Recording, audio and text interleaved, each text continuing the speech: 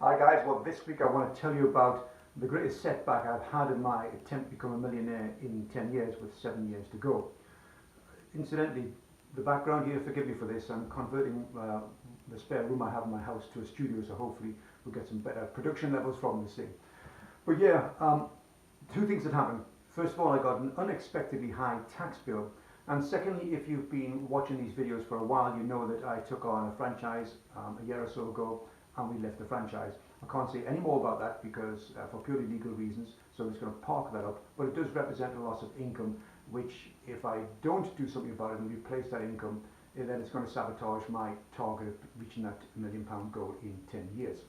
So first of all, that unexpectedly high tax bill. It wasn't quite unexpected in as much that in October last year I'd calculated my self-employed earnings and worked out that it probably owed HMRC about over £6,000. So I was ready for that much.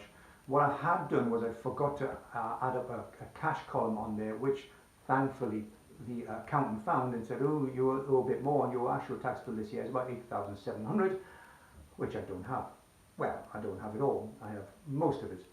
But I'm confident I'll pay it by the end of the month because my savings from cabbing and income from property means I'm saving around £2,500 a month. So I will have it at the end of the month.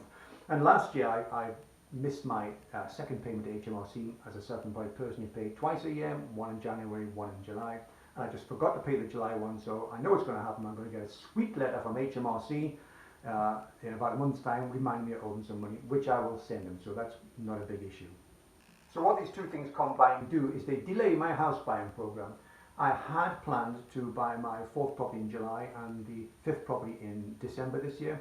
But I think with the extra payment I have to make to HMRC and the loss of income, that unless I replace that income, then I think my house purchasing program will be delayed until the first one or the fourth one in September, and the fifth one may go into next year.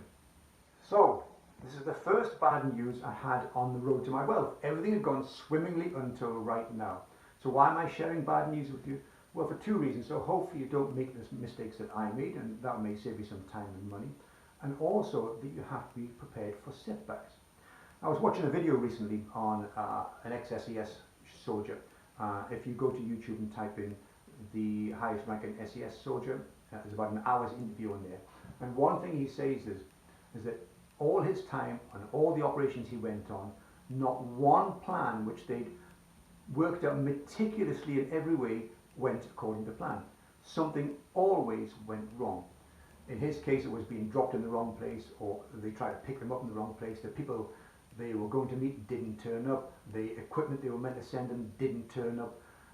They just got lost, for instance, there was an example. But what he said was you have to be prepared for your plans not to work. And mentally prepared, which is to say that just because a plan doesn't work doesn't mean it's entirely scuppered. You have to adapt on the road to your path. So what I do, for instance, from now is I need to replace that income, which I'll tell you more about in a future video. But what I am determined to do is to stay on course, remain focused on the goal, and keep you informed every step of the way. So until next time, guys, when hopefully I have some better news for you, I'm going to crack on with plastering these walls. I'm not bollocks, I'm not going to pay somebody else to do it. Don't be stupid and don't be normal, guys.